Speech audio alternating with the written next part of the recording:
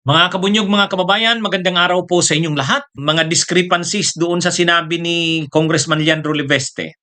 Sabi niya, kinuha niya daw yung files sa yumaong UC Cabral noong September 4, pinuntahan niya raw sa opisina. Pero sabi ng mga gwardiya, wala. Pizza daw ang dala niya doon. Kaya ano ba talagang totoo? Yan, pag-usapan natin yan. Okay, so mga kabunyog, mga kababayan, discrepancy. Hmm? Medyo hindi nagpatali yung kwento ni Congressman Leandro Libeste. Sabi kasi ni Congressman Leandro Libeste, yun daw ano na yon, yung tinatawag na Cabral list.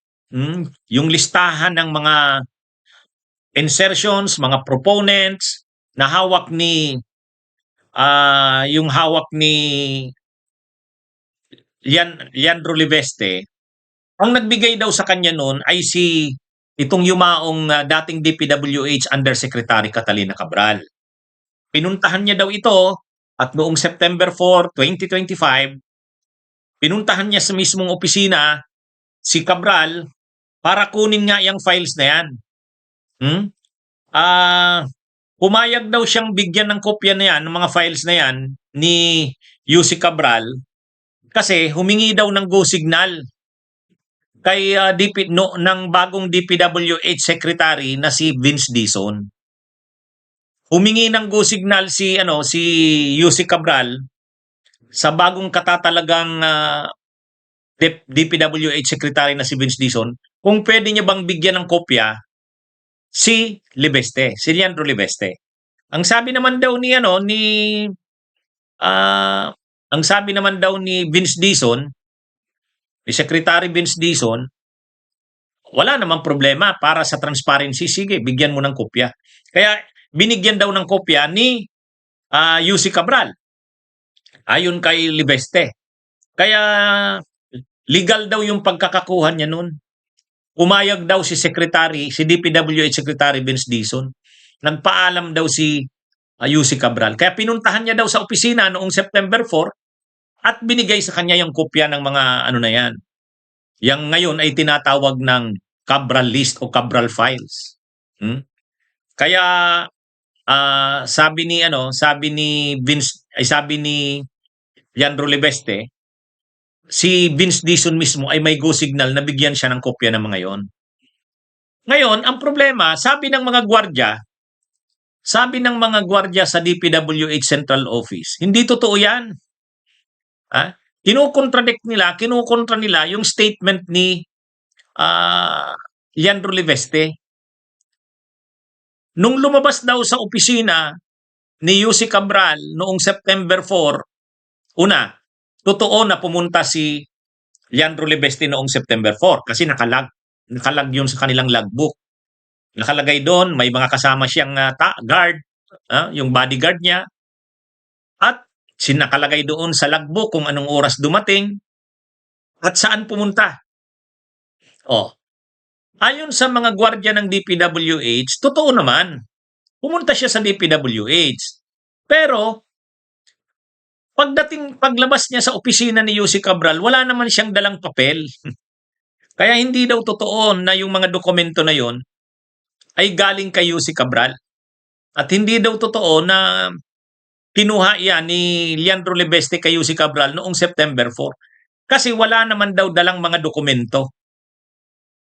Walang dalang dokumento si Leandro Libeste paglabas sa opisina ni UC Cabral. Yan mga kabunyog.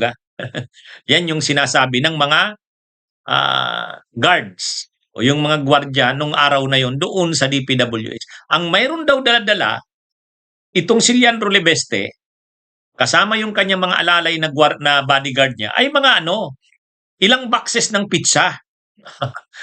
Yun daw ang dala-dala ni Leandro Libeste. Ilang boxes ng pizza. At yung pizza na yon ay dinistribute kung kani-kanino. May doon sa opisina ni Cabral, mayroong iniwan sa kanila sa gwardiya. Tapos may isa pa yatang naiwan na dala sila, yung grupo ni Leandro Libeste. Pero wala daw dalang mga dokumento. Kaya hindi daw totoong kumuha ng mga papeles noong araw na yon. Kasi marami yung papeles na yon . Marami yung papeles na yon. Dapat nakita daw nilang may dala-dalang mga papeles. Walang dala-dalang papeles. Pizza ang dala. Ilang boxes ng pizza ang dala-dala, nung palabas na may isa pa yatang box daw na naiwang isang box pa ng pizza na siguro isnaka ng mga driver ay yung mga bodyguards. Pero dinistribute daw yan kung saan-saan doon sa mga kakilala nila doon yata sa opisina. Pati sa mga gwardiya daw nag-iwan ng isang box. Hindi, kinikwento ito ng mga gwardiya ng DPWH para pabulaanan yung sinasabi ni Leandro Libeste na kinuha niya yung kopya ng tinatawag na Cabral list o Cabral files sa kay Yusek kay dating Yusek Cabral. At alam ni dating DPWH hindi dati. Alam yun ni DPWH Secretary Vince Dizon. Anyway, so ang ano dito, ang statement na ito ng mga gwardiya ng DPWH para lang pabulaanan yung sinasabi ni Leandro Libeste na kumuha siya ng mga files na yan kay Yusek Cabral. Ang problema kasi ngayon, patay na si Yusek Cabral. So hindi na siya makakapag-kumpirma ng sinasabi ni Leandro Libeste.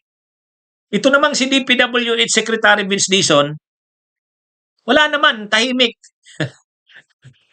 Hindi nagko-confirm, hindi naman nagdi-deny. Di natin alam bakit ba tahimik si Vince Dizon.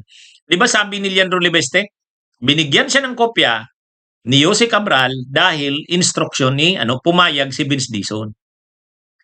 Pero walang confirmation si Vince Dizon kung totoo o hindi. Wala. Walang confirmation. Pwede sanang sabihin niyang hindi totoo yan.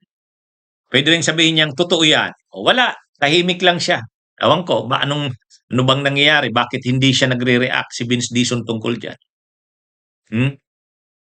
At ang sabi pa ni Leandro Libeste, kapag sinabi daw ni DPWH Secretary Vince Dizon na ilabas niya yon, pwedeng ilabas niya yon, ilalabas niya.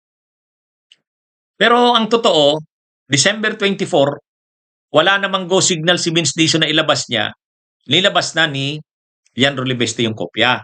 Kaya lang, walang nagkukumpirma kung totoo ba yung list na yan. Totoo ba yung list na yan? Wala, patay na si Cabral.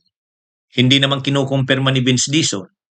Ang Malacanang naman ayaw naman mag-react. Sabi ni Yusek Claire Castro, hindi kami magre-react dyan kasi hindi naman natin sigurado kung totoo ba yan. Anyway, yan ang nangyayari dyan sa Cabral list. Bunyog, halikan na kasama ka. Bunyog, kapag buklod ay may pag-asa.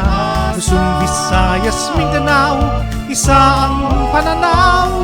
Sa bagong Pilipinas ang bunyog isisigaw. Bunyog.